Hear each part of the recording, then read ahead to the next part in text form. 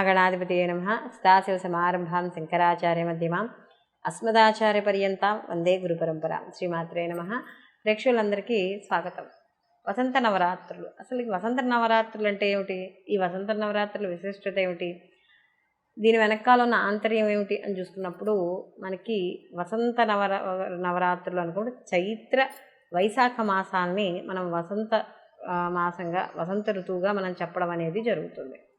అయితే ఇక్కడ చైత్ర మాసానికి వచ్చేటప్పటికి మనం జ్యోతిషపరంగా చూసుకున్నప్పుడు మనకి చిత్తా నక్షత్రంతో కూడుకున్న ఏదైతే మాసం ఉంటుందో దాన్ని చైత్ర మాసంగా, అంటే పౌర్ణమి రోజు చిత్తా నక్షత్రం వచ్చిన మాసము చైత్ర మాసంగా చెప్తాం.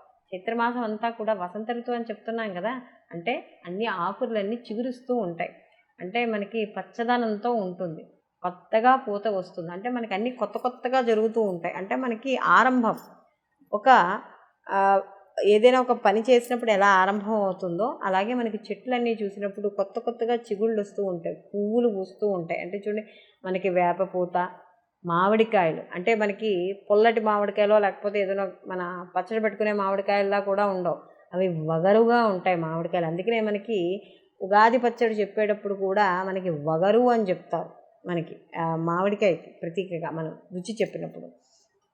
కాబట్టి ఈ చైత్ర మాసాలు ఏవైతే, చైత్ర వైశాఖ మాసాలు ఏవైతే ఉన్నాయో ఇవి వసంత ఋతువులుగా చెప్తున్నాము.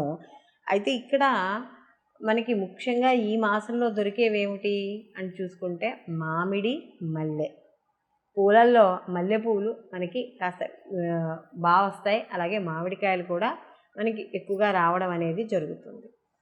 ఇక్కడ మనకి చూసుకున్నప్పుడు ఈ వసంత నవరాత్రులు అనేవి మనకి మామూలుగా సంవత్సరంలో 4 నవరాత్రులు చెప్పుకుంటున్నాంగా.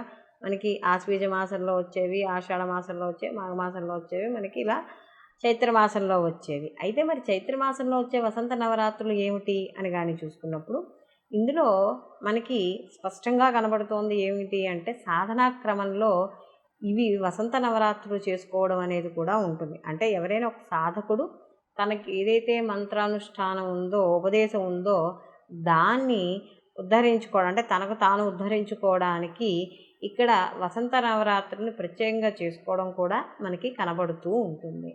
అయితే చాలామంది తెలియక ఈ మధ్యన ఏం చేస్తున్నారంటే, ఎవరో ఏదో టీవీలో చెప్పారండి, లేకపోతే ఏదైనా యూట్యూబ్ ఛానల్లో చూసాం, లేదా ఏదో పుస్తకంలో చూసాం, కాబట్టి మా అంతటా మేము చేసేసుకుంటున్నాం ఈ సాధనలో అంటున్నారు.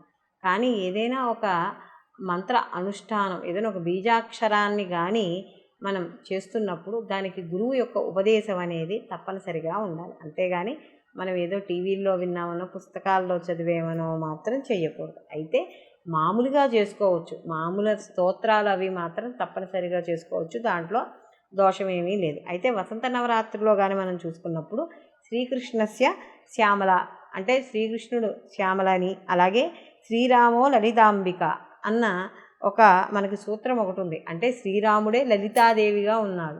కాబట్టి ఇక్కడ ఏమవుతుంది, వసంత నవరాత్రిలో లలితా నవరాత్రులు, ఇటు శ్రీరామనవమికి సంబంధించిన నవరాత్రులు, అంటే శ్రీరామ నవరాత్రులు చేసుకోవడం అనేది జరుగుతుంది. కాబట్టి సాధనలో ఉన్నవాళ్ళు, ఆ తల్లి యొక్క ఉపదేశం ఉన్నవాడు లలితని ఆరాధన చేయడం అనేది జరుగుతుంది.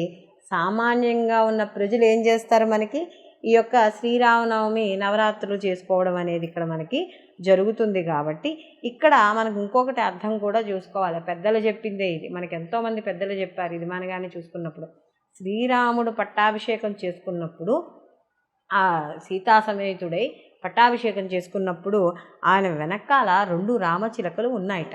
ఆ రామచిలకల యొక్క ఆంతర్యం ఏమిటి అని చూసుకుంటే ఆ 2 రామచిలకలు కూడా లలితా స్వరూపానికి ప్రతీకగా చెప్పడం అనేది జరుగుతుంది. కాబట్టి అందుకనే ఇక్కడ శ్రీరామో లలితాంబిక అని చెప్తున్నారు. కాబట్టి ఇక్కడ రాముడు వేరు, లలిత వేరు కాదు, 2 ఒకటే. అందుకనే శ్రీకృష్ణస్య శ్యామల, అక్కడ కృష్ణుడు వేరు, శ్యామల వేరు కాదు, కాబట్టి 2 ఒక్కటే. కాబట్టి ఇక్కడ ఈ వసంత నవరాత్రిలో లలితని ఆరాధించిన, లలితాదేవిని ఆరాధించిన, శ్రీరాముడిని ఆరాధించినా కూడా 2 ఫలితాన్ని, అద్భుతమైన ఫలితాన్ని పొందడం అనేది సాధకుడు జరుగుతుంది. సర్వేజన సుఖినో భవంతు, లోకా సంస్థ సుఖినో భవంతు.